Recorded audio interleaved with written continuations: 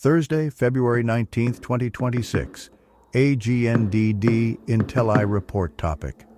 Talarico gets burst of momentum from CBS controversy. Please pardon any visual and informational inaccuracies in this partially AI-generated article-based video. Talarico gets burst of momentum from CBS controversy by Julia Muller. The Hill.com. February 19, 2026, 6 a.m. ET controversy surrounding a CBS Late Show segment with Texas Senate candidate James Talarico has given the Democratic rising star a new burst of momentum, just as early voting kicks off in the Lone Star State. Comic Stephen Colbert said during Monday's episode that CBS told him not to broadcast Talarico's appearance, citing pressure from the Federal Communications Commission, FCC. The network denied the accusation, but Colbert pushed back and released the interview on YouTube. In the hours since, the clip has racked up millions of views, and Talarico's campaign has raised millions of dollars. Observers say the surprise development has the potential to be a last-minute game-changer in Talarico's closely watched Democratic primary against Representative Jasmine Crockett, D. Texas.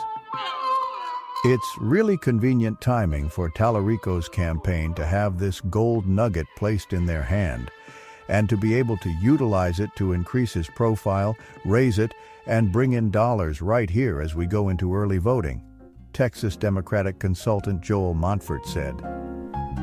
Colbert said Monday that his own network's attorneys barred him from hosting Talarico, directly accusing FCC Chair Brendan Carr of being motivated by partisan purposes. Let's just call this what it is. Donald Trump's administration wants to silence anyone who says anything bad about Trump on TV, because all Trump does is watch TV, said Colbert, whose show is being canceled in May after parent company Paramount's merger with Skydance. CBS has refuted that claim, saying, "The Late Show was not prohibited from broadcasting the interview, but made the decision for itself after receiving legal guidance that the broadcast could trigger the FCC's equal time rule." Late-night talk shows such as Colbert's are currently exempt from that rule, which requires a program that interviews a candidate in an election year to allow equal time for that candidate's opponent. Carr's agency opened a probe earlier this month into ABC's The View over another interview with Talarico to decide if the show broke the rule. Colbert's show ultimately shared Talarico's interview on its YouTube page. Talarico called it "the interview Donald Trump didn't want you to see," and opened the program with the claim that he thinks Trump is worried that we're about to flip Texas. The interview pulled in roughly 6 million views in its first day, and Talarico's campaign reported a $2.5 million haul. Google Trends data, which measures search interest over time on a percentile scale of 0–100, setting 100 as a term's peak popularity, found interest in Talarico exploded to a new lifetime high Tuesday evening and was no higher than 13 over the past year. Crockett's peak over the past week was about 20, indicating she is not currently in the spotlight as much as she has been in the past. Free media is never a bad thing, especially in a close U.S. Senate race where you're already trying to spend a lot of money. This was an amazing amount of free advertising, said John Taylor, a political science professor at the University of Texas, San Antonio. Crockett acknowledged the CBS situation likely helped her rival ahead of their March 3rd showdown. The Late Show decided that this, uploading the interview online, was the option, and I think that it was a good strategy.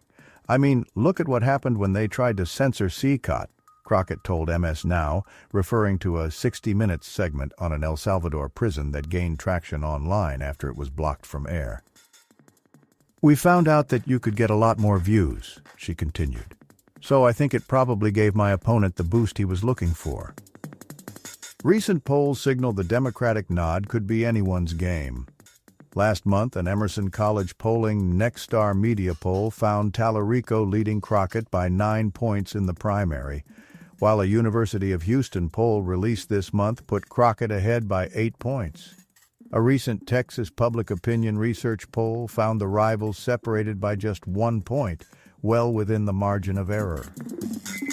The Democratic primary mirrors a similarly fraught GOP contest, where incumbent Senator John Cornyn, R., is facing a formidable challenge from Attorney General Ken Paxton, R.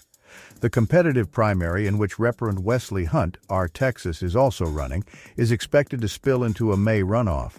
Some Republicans fear Talarico could flip the seat if he were to face Paxton, who has been leading Cornyn in many polls, in the general election. "It's a close enough race that everything matters. Everything matters, good and bad," said Matt Angle, who founded the pro-Democrat Lone Star Project in the state. "Conventional wisdom is that Talarico matches up better than Crockett against Paxton," Angle said. "Paxton is their polarized, rising candidate, and rather than matching him with another candidate that some people think are polarizing, then we'd go with somebody that you could build a coalition around. But again, that may not be the case. It's a close race." Democrats have struggled for decades to win statewide in Texas, which voted for Trump by double digits in 2024. But this cycle has drawn parallels to the 2018 midterms, when Democrat Beto O'Rourke came close to ousting incumbent Sen. Ted Cruz, R. "I would think they would be asleep at the wheel if they did not see the clear resemblance to 2018, Montfort said.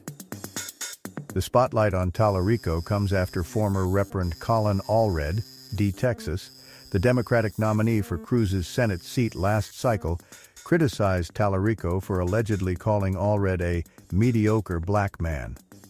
Allred threw his support behind Crockett, while Talarico has denied the allegations.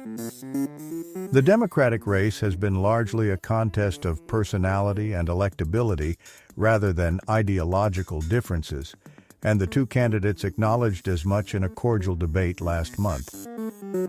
Talarico, a Presbyterian seminarian and former middle school teacher, is seen as having a more understated approach that could have general election appeal, though critics question whether he'd be enough of a fighter for Democrats in the Senate. Crockett, a former Texas state lawmaker and civil rights attorney, is known for her viral exchanges in the House and her firebrand anti-Trump approach, but critics fear she could be too polarizing in a general election. Though the late show developments have added fuel to Talarico's bid as voters start casting ballots in the state, Texas operatives say there's still plenty of runway for the race dynamics to change. "There's nobody better at gaining attention and getting the media's attention better than her. I don't think that Jasmine's making any bad moves here," Angle said. On Wednesday, Crockett notched a key endorsement from Sen. Angela Alsobrooks, DMD. Lana Hansen, executive director of the Democratic advocacy group Texas Blue Action, was skeptical that the Talarico attention is a game changer. "It feels very 50-50, and I would absolutely not be surprised if we end up in a runoff," she said, emphasizing a big unknown from infrequent voters in the state. "Our battle is not with the Republicans, it's with Democrats and their couch." Thank you for watching this AGNDD Intel I Report, dear viewers. Please like, subscribe, and click the bell button to get notified during new uploads. And make sure to tune in next time. Stay safe and healthy. Cheers.